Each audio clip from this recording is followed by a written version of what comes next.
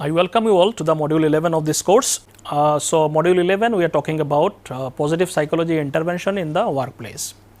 This is the second lecture of this module and overall this is lecture number 29. So, today's lecture is titled as well-being in the workplace. So, basically we will be looking into this central idea of positive psychology, that is well-being, how it is addressed in the workplace. So, before we talk about today's lecture, let me give you a brief recap of the last lecture.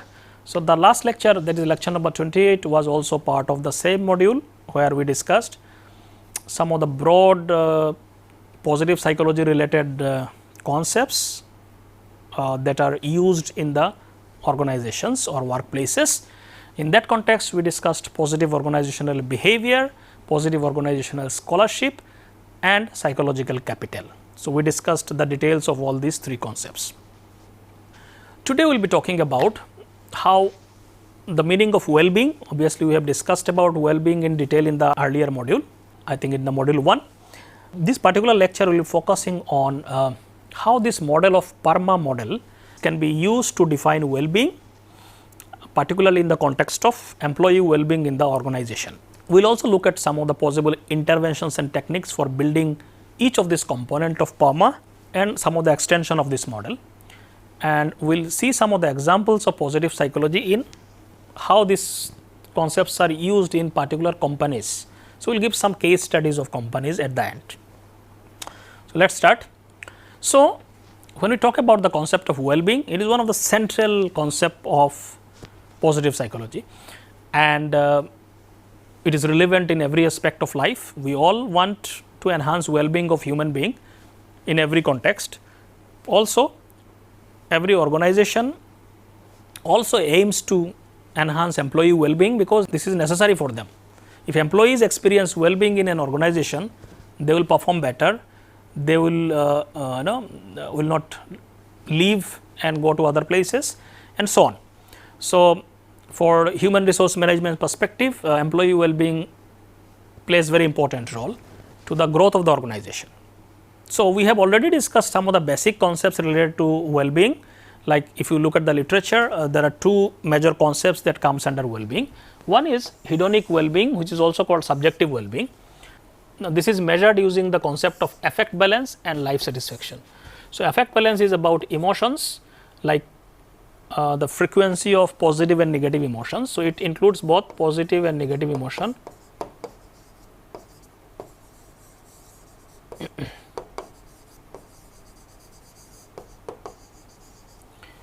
So, to what extent, what is the frequency of emotions that you experience? Let us say, do you experience more positive emotion as compared to negative emotions? So, what is the balance of these emotions? So, hedonic well-being is higher when one experiences more positive emotion as compared to negative emotions, plus it also includes things like life satisfaction. To what extent are you satisfied with your life? Now, this satisfaction of life could be in general or it could be very domain wise. People may also talk about satisfaction of their personal life, professional life and so on. So, hedonic well-being measures mostly emotional aspect of well-being.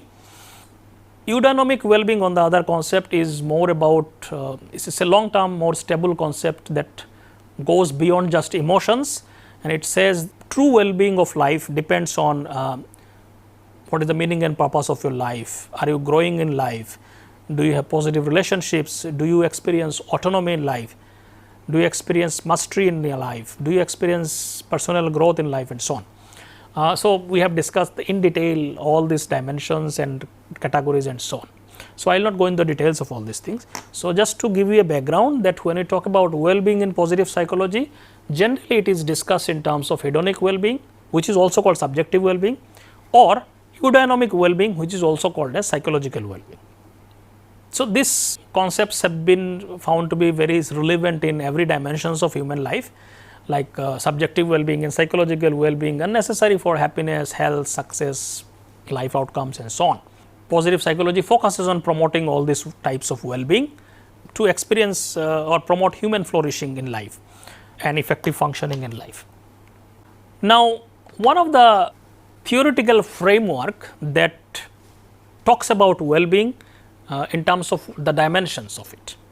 So, different dimensions. So, Seligman proposed a model called PARMA model of well-being, which basically summarizes different components from different researches, and they said well-being should include these components. So, that led to the development of something called as a PARMA model. So, it talks about building blocks of well-being. So, PARMA model says, which is based on Seligman's model. We have also touched upon this model earlier, but here just to give you the basic idea of this theory. It was initially Seligman proposed a theory of authentic happiness, which posits that happiness arises from integration of three elements. One is positive emotion, engagement in life, and meaning. So, initial theory of Seligman was, which is called the theory of authentic happiness. It included three components: positive emotions, engagement, and meaning. Later, based on the more evidences, Seligman added two more, like relationship, positive relationships, and accomplishment in life, to give more comprehensive understanding of well-being.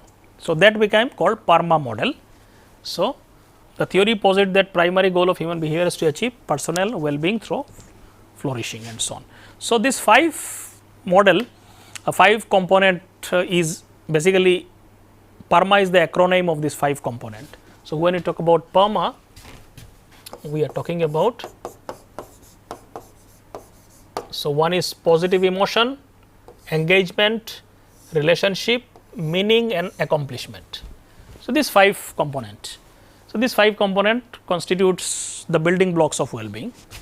So, positive emotions is about joy, gratitude, all the positive emotions. Engagement is about being fully absorbed and immersed in activities leading to state of flow.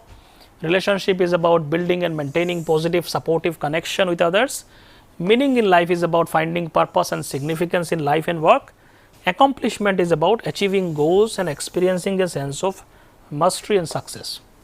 So, this is called PARMA model. So, these elements are independent yet interconnected. So, these are like independent element, but one can promote other and so on. So, they are in a sense connected to each other also, and together they contribute overall well-being of an individuals. So, PARMA model has been widely adopted in the various fields, including organizations and workplaces, to enhance employee well-being. So, this is a framework that helps you how to use something. Now, well-being is a very abstract concept, but how do you actually apply the well-being concepts in your organization? So, this model gives you some proper framework. These are the elements that you should focus on. So, by focusing on these 5 dimensions, organizations create environment that fosters sustainable performance and help individuals thrive both personally and professionally. So, this is a framework which is very helpful, and organizations generally use frameworks like this to have an intervention in the workplace context. Now, this is shown with the diagram. So, initially these are the 3 core elements of the theory was positive emotions, engagement, and meaning. Then supportive elements were added later, relationship and accomplishment. Together it leads to well-being. So, that is the model shown in diagram. So, individually the elements of the PARMA model have been shown to be highly predictive of well-being. So, each dimensions of this model, positive emotion and so on, these are all the research based. Every components were found to be very significant in terms of contributing to the well-being. In work related context, these elements demonstrate strong association with performance. Each of these elements in the workplace context also found to be very significant in terms of influencing performance positively. Seligman said PARMA is not a theory of well-being, but is a framework for understanding well-being. It is not like very complex elaborate theory, it is just saying if you want to understand well-being of human beings, study these 5 components. These are very essential components. So, it is a framework, not a very detailed theory and so on. Now, when we talk about organizational context, the well-being that we focus on is employee well-being. So, in the organization, the focus is on employee well-being. So, let us understand what is this concept. So, employee well-being is a multidimensional construct. It talks about individuals' physical, mental, emotional and social health within the workplace. So, it is a multidimensional concept. When we talk about well-being, we are talking about taking care of employees' all the needs, physical needs, mental health needs, emotional needs, social health aspects and so on. In a true sense, employee well-being should include all these things. Whether this happens or not, that's a different story. But organization, when they talk about employee well-being, they are talking about all these dimensions. So, employee well-being extends beyond the absence of illness to include holistic evaluation of job satisfaction, work-life balance, ability to thrive in supportive organizational environment.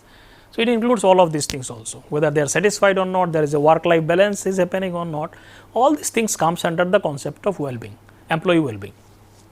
So, this concept integrates both hedonic aspects, eudaimonic well-being aspects also, like are they experiencing happiness, life satisfaction in the workplace, eudaimonic concept like are they experiencing meaningful engagement, purpose in the organization or not. So, basically it may include all these things. So, empirical study have shown a lot of these aspects of well-being to enhance productivity, creativity and retention, which is commonsensical also. If employee experience well-being, they will be more likely to sense of commitment will be there, sense of higher performance will be there and so on. So, organization with robust well-being program generally report, for example, 13% higher productivity and 50% lower turnover. So, turnover decreases in terms of leaving the organization and so on, but their productivity increases. So, these are some of the studies that shows. The concept recognizes that workplace well-being is influenced by numerous factors, including company culture, management practices, work schedules, benefits, compensation, broader organizational environment. All these things can influence employee well-being. What is the culture and overall environment, what are the practices of employees, work schedule and so on. For example, some research shows well-being oriented HR practices such as flexible work arrangements, mental health support system, participatory decision making, foster sustainable employee engagement and so on. So, these are different studies that shows in so many ways employee well-being, promoting employee well-being can have advantage for the organization. Now, as we have already discussed, PERMA is one framework by which we can understand well-being. So, let us look at how PERMA model can be applied in the organizational context, particularly to understand employee well-being. So, this academic research has developed several theoretical framework. One such prominent is PERMA model, which briefly we have already discussed. Seligman found a moderate correlation 0.61 between PERMA elements. That means one element influences other also, indicating that individuals within one of these often influence. For example, positive emotion may influence engagement and so on. Like there is some positive correlation among these components of the model. However, he also acknowledged that well-being can extend beyond these 5 factors. He said these are very important factors, but well-being is not just about these 5 factors. There can be other elements for well-being also. So, because of that, PERMA model has also been extended and used in diverse contexts. For example, there are theories like PERMA plus, where they included things like optimism, physical activity, nutrition, sleep and so on. PERMA plus H model, where they included holistic health. PERMA plus V, PERMA plus they have included vitality and lifestyle.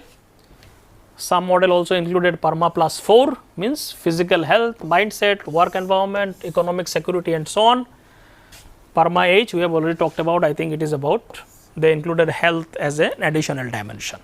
So, based on different contexts, people found that there should be something else should be added to measure well-being. So, they have modified the model accordingly, which Seligman kind of agreed that there could be other things also. So, this is a table that shows all these extensions which we have discussed now. So, let us look at some of the possible interventions and techniques for building component of the PERMA H model, because in the workplace context this PERMA H model has been implemented a lot. So, this 5 component of positive emotion, engagement, relationship, meaning, engagement and meaning accomplishment and then health dimension. So, let us look into how this can be used as an intervention in the workplace context. We will talk about some of the possible takeaways that can be used for intervention in the workplace context. So, the interventions and the suggestion that we will discuss is actually taken from these authors who talked about that in one of the book.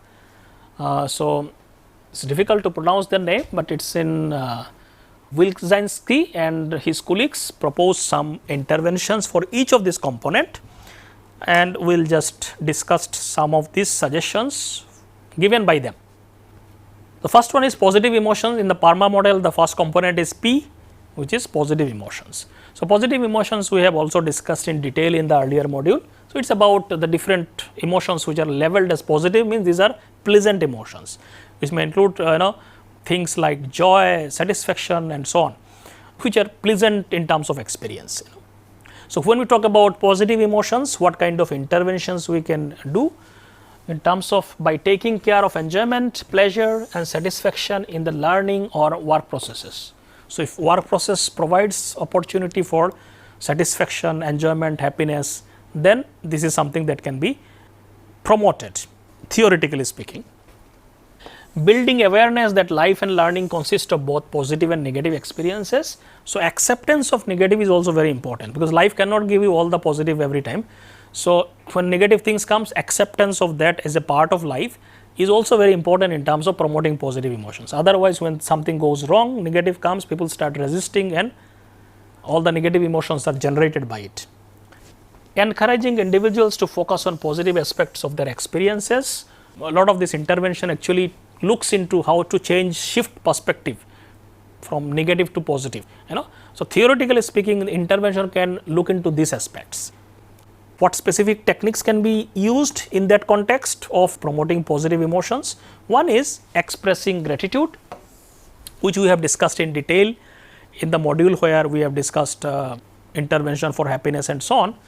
So, here basically regularly acknowledging and appreciating what one is thankful for. So, focusing on things for which one can be thankful. So, that is called gratitude.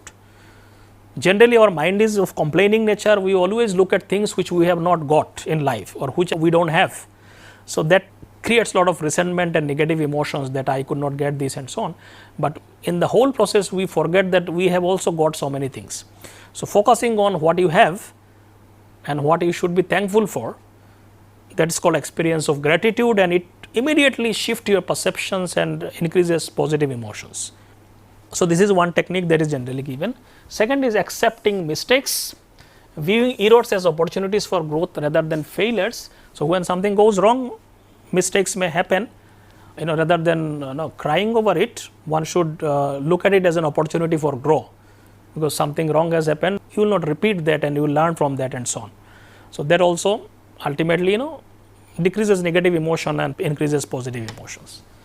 Building relationships for feedback is very important. A lot of positive emotion actually comes from positive supportive relationships, creating supportive network who can give constructive feedback to us and so on. Emphasizing on the positive, highlighting the enjoyable and rewarding aspects of task or experiencing. Just shifting the perspective is something very important. So, these are some specific techniques which can be used to promote positive emotions.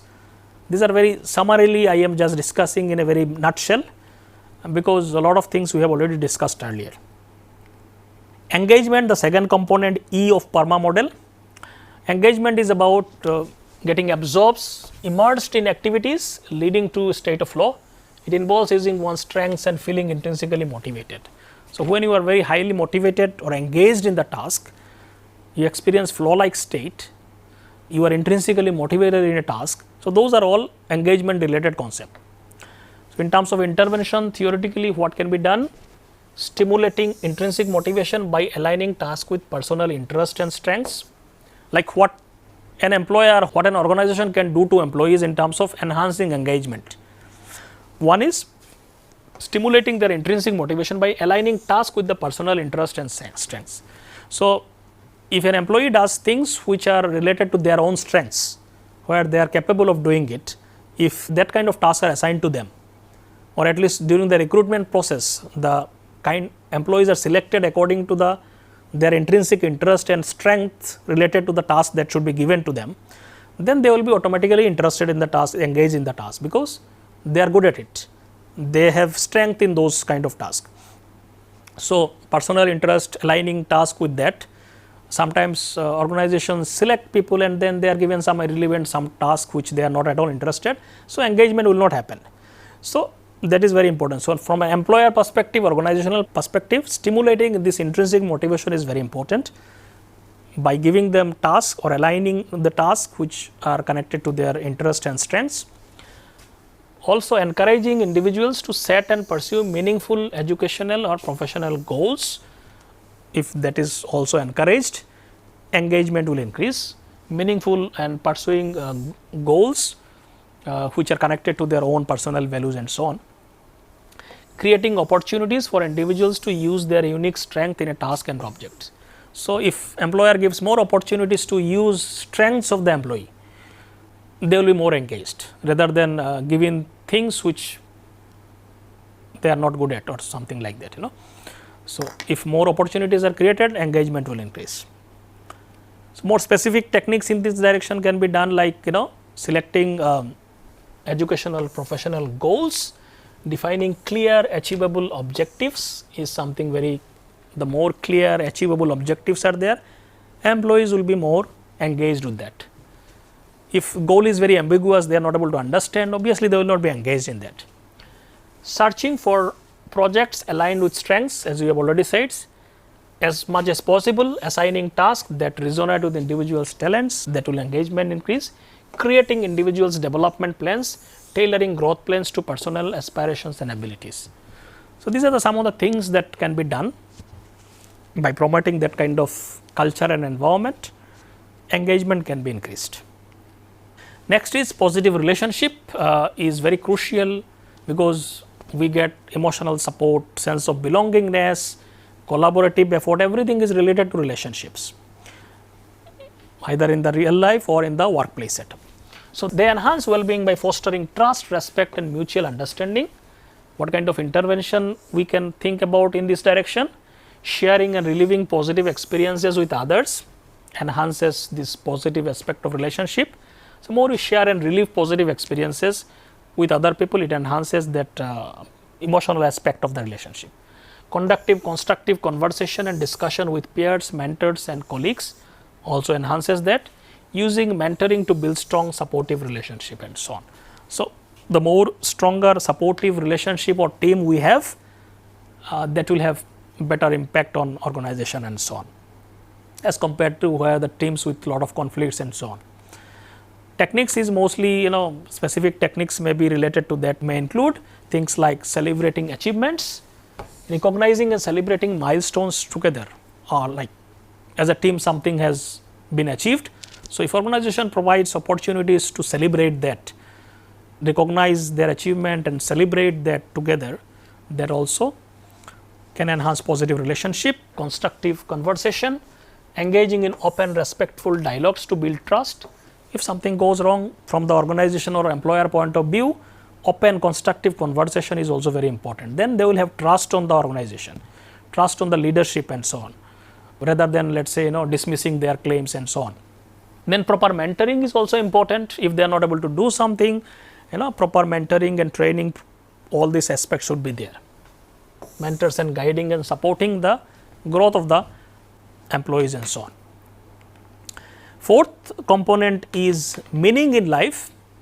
This is something obviously very subjective and individual thing. What gives meaning to your life?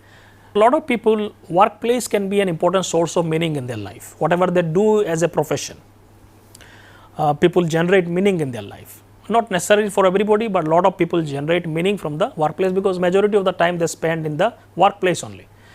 So, it helps individual feel their efforts contributes to something greater than in themselves. So, if they are able to contribute something just beyond their personal things, obviously they will feel more meaning in the context and so on. So, in the context of interventions, meaning is basically defining personal and professional development goals. So, if they have some kind of goals about personal and professional development, obviously if that they are able to do and carry out in an organization, they will feel more meaningful. Identifying opportunities to use acquired skills and competencies to benefit others. If they are able to explore their potentials and capacities and skills, they will feel more meaning in the workplace. They will be able to say, I am able to utilize my capacities and so on. Arousing interest in task by introducing novelty and relevance. If they are engaged with more novel, relevant tasks, they will feel more meaning in the workplaces. Techniques, specific techniques may involve things like freedom to choose competencies, allowing individuals to select skills they want to develop. If they have experienced more freedom in the workplaces, that will lead to more well-being and meaning in their life, and they will derive more meaning from the workplaces as compared to if they don't have any freedom to do anything. Identifying opportunities to influence others, encouraging individuals to see how their work impacts their community and organization. If they feel their work is impacting positively on others and communities, obviously they will experience more meaning. Introducing novelty, incorporating new and interesting elements in the task to maintain engagement. So, obviously these things cannot be done in every context, it depends on the nature of job and so on, but wherever possible this is what kind of organization can do to enhance these things. The fifth one is accomplishment. It is about achieving goals, experiencing a sense of mastery. This contribute to self-esteem and psychological flourishing. So, if you have more accomplishment in life, whatever you feel like what is accomplishment according to you, you experience more well-being. If that accomplishment comes from the workplace, you will have more well-being in the workplace context. So, intervention in this context includes building perseverance and helping individuals stay committed to their goals. So, this is what organization can do, building and helping individual to stay committed to their goals, recognizing and rewarding progress and achievement. Organization can recognize and reward people who are doing good, achieving something. That recognition actually gives them a sense of accomplishment, that my hard work is recognized and given some kind of award or something. That also increases the sense of accomplishment. Specific techniques could be setting and visualizing goals, defining specific realistic objectives and imagining their successful completion can be one thing. Using praise and encouragement, providing positive reinforcement and motivating individual, recognizing talents and hard work of the people and then giving them necessary awards and so on. Implementing reward system, offering incentive for achieving milestone can also increase achievement. Providing permanent feedback, giving continuous constructive feedback to progress and so on. All these things will increase the sense of accomplishment among the employees and so on. The last one is health, which was an added dimension. Health here includes both physical and mental health. It is a foundation for overall flourishing. So, without health, you cannot function in any aspect. So, health was included as an important component. So, promoting physical activity, exploration of natural environment, supporting mental health through mindfulness and relaxation techniques.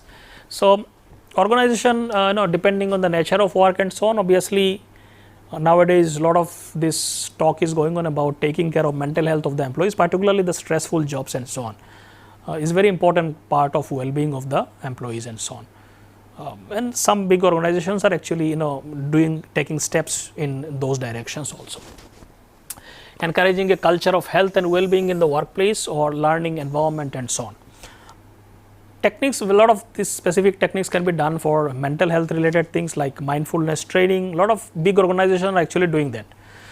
They have regular mindfulness training for employees, teaching them relaxation and so on techniques, and other a lot of this psychological counseling and so on are included in the administrative policies and so on.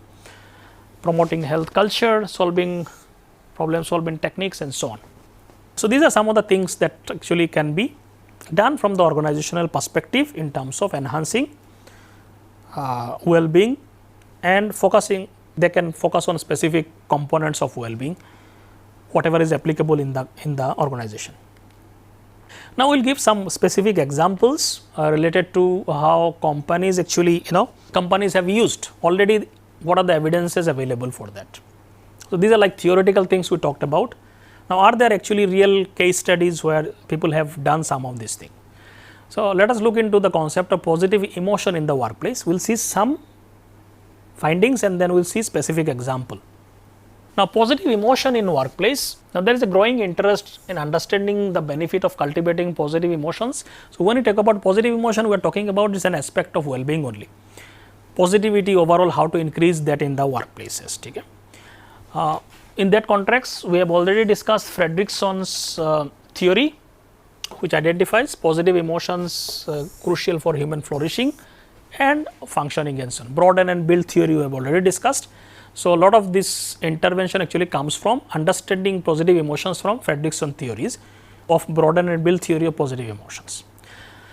Now, positive emotions like love, hope offer protective benefits against stress and help in recovery from adversity, amplify well-being for individuals and communities, so on. So, a lot of advantage have been found. So, I will not go into too much of that. In the context of workplace, a lot of experiments and people have tried to integrate it in so many ways. So, research on emotion at work dates back in Hussain's 1932 study, which linked positive emotion to improve efficiency. Even in 1930s also some people actually tried to address emotions in the workplace. After that, so many framework came where emotions have been given a lot of importance in the workplace context. For example, the concept of emotional intelligence, a lot of how to promote emotional intelligence, and people even claimed that emotional intelligence is actually the more stable indicator for promotion, for more sustainable happiness in life as compared to your just skills. Skills can get you hired, but to sustain and to have a more satisfied life and workplace life, emotional intelligence plays more important role. Are you able to regulate emotions? Are you self-aware what kind of reaction pattern you have? So, because some people may be highly intelligent and skilled, but they don't know how to handle emotions. They have a lot of conflicts in life. They are not ethically behaving and so on. So, even though they may be highly skilled, they may do something very wrong and ruin their career and so on. Now, these are the cases where there is a lack of emotional intelligence is there.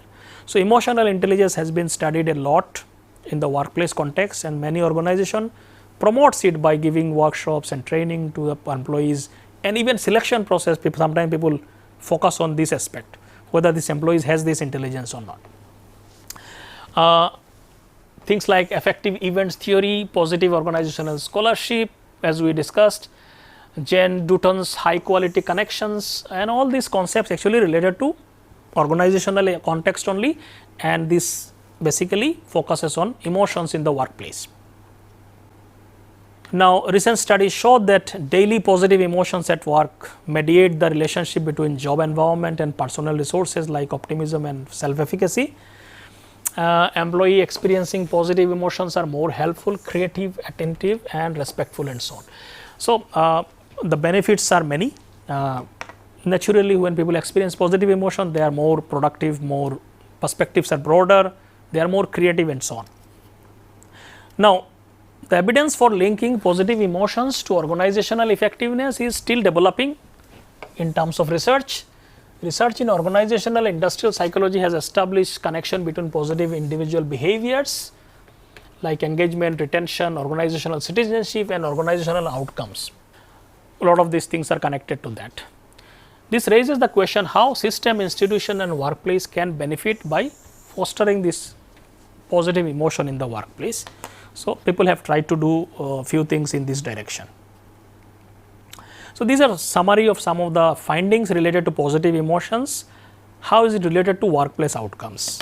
So, positive emotion have been linked to positive behaviors, attitude, retention, performance, job creativity, job satisfaction, organizational commitment, employee well-being, performance, reduced stress, cognitive functioning, better decision making and so on, helpful engagement with customer, attention, respectful behavior and so on. So, these are different studies which like summary of these studies. Now, let us look at the case of Google, where they have focused on some of these aspects of positive emotions and overall well-being of the employee. So, there is limited availability of case studies that linked with positive emotions directly to some big organizations, but Google has some of the policies that directly address some of these aspects of positivity in the organization. So, Google stand out as a well documented example where employee well-being is a core performance strategy. At least things may change in the future, we don't know, but they have been focusing a lot for their employees in terms of enhancing their employee well-being. So, Google's leadership believe that fostering positive emotions and happiness is critical to success, and their well-being strategy is rigorously data driven. So, they have very focused way, intentionally developed lot of well-being programs in their organizations. So, company's human resource department is titled as people operation, so which reflects their view of employee as operational levers for organizational effectiveness. So, name is people's operations. The focus is given a lot on not just employees, they are looked at as individuals. Now, Google enhances employee well-being through job structure, workplace design and perks. So, how they do that? Job structure, how it is promoting well-being among the employees. So, Google addresses the monotony of routine work by allowing employees to dedicate up to 20% of the time to innovative projects aligned with their interest and organizational priorities. So, this is one of the part of their job structure where they dedicate up to 20% of their time employees can dedicate to innovative projects, what they want, or they have a choice in that projects which are aligned to their interest and organizational. Obviously, it has to be in aligned to the organization. They cannot just do anything, but they are given this freedom to choose that. So, that is one aspect to increase autonomy and well-being and of the employees. So, this practice is also supported by some studies like Harger and Ruch, that it boosts employee engagement, pleasures and job satisfaction by enabling them to leverage their strength and interest. So, whatever additional strength they have, they can focus very specifically for some innovative projects and so on. So, that freedom is given to them. Second is they also do some workplace design aspects they developed, which looks into some of these aspects. So, Google's modern workplace design promotes autonomy, collaboration and creativity.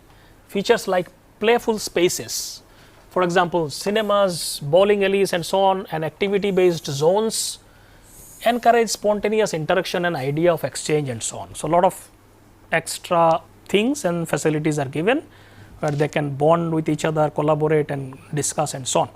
So, positive relationships are enhanced here. They also have something called as a hot desking concept, where sitting is unassigned, fosters adaptively and connectedness, enhancing positive emotions and personal resources, which in turn drive positive organizational outcomes. So, these are like concepts or ideas which they implemented just to increase autonomy and choice among employees and more collaborative possibility for connecting with other employees and increase relationship and so on. So, that there is a positive impact and overall well-being of the employees. They also give some additional perks. So, Google offers extensive perks that exceed typical corporate standards. Obviously, not every organization can do that, only big organization can do such things.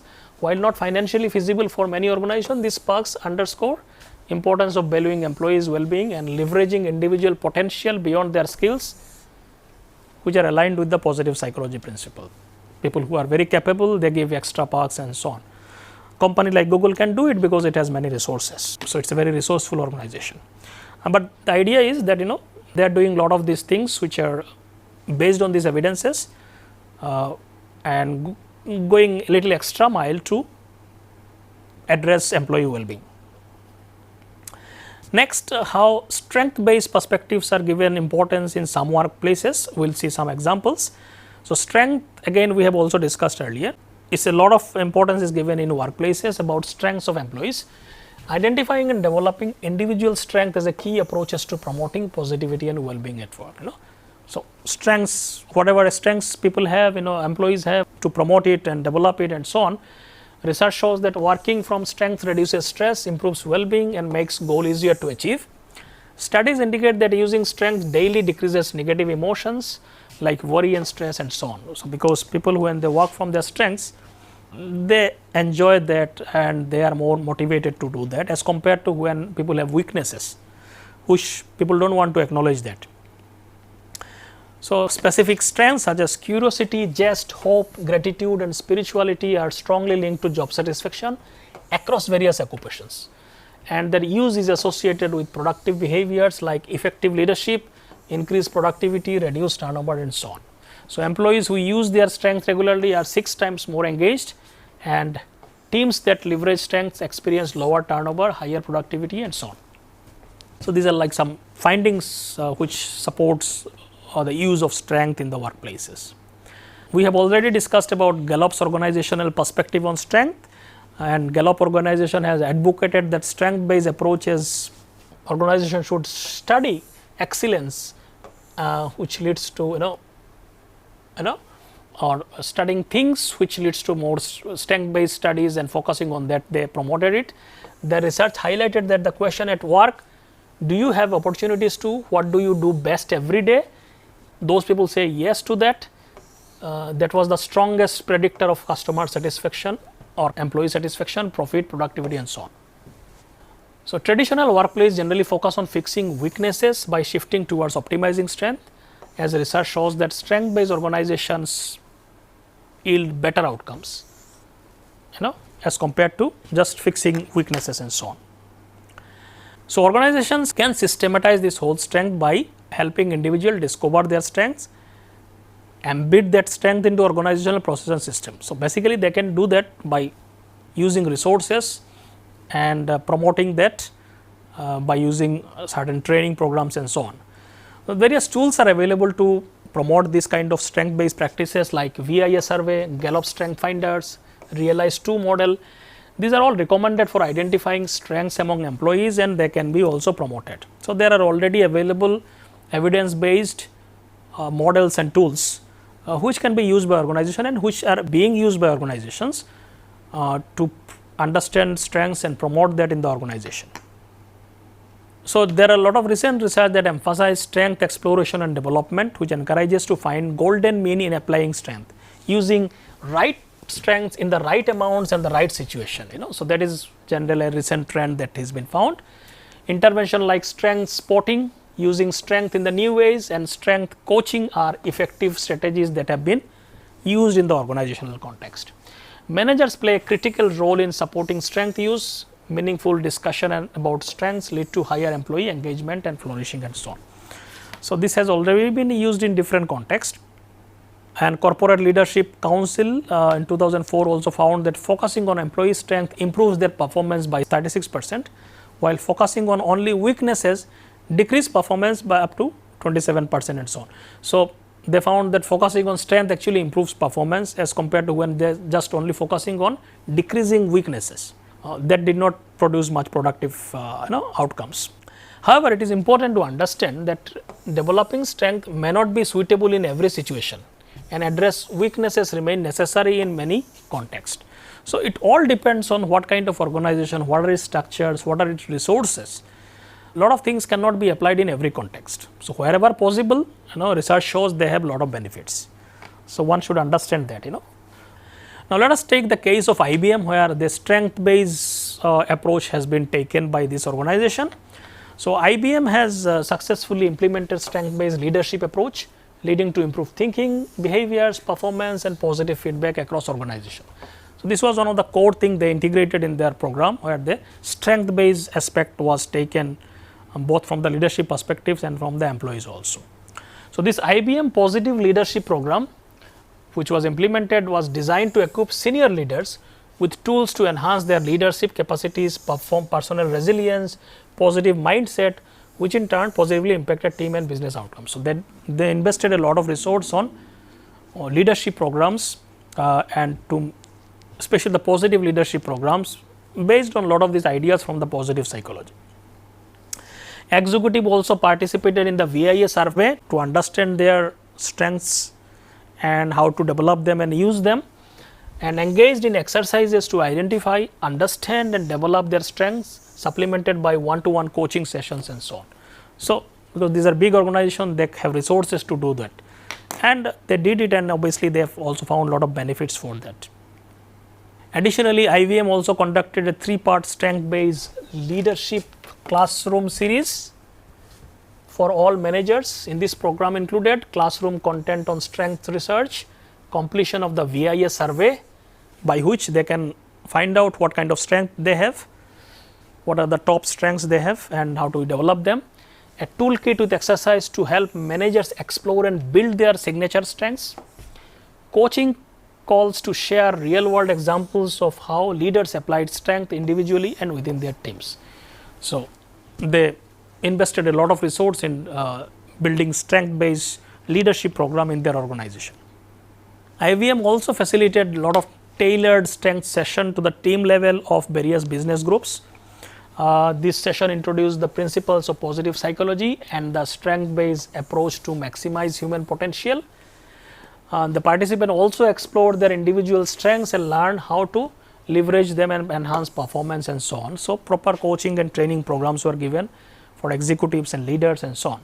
So, this is a comprehensive top down approach to strength based leadership has been instrumental in fostering positive organization cultures and driving measurable improvement. So, this is a very clear examples that some big organization how they are utilizing all these positive psychology concepts and they are implementing it in a proper way to enhance the productivity and employee well-being of their organizations. So, with this I stop here and thank you.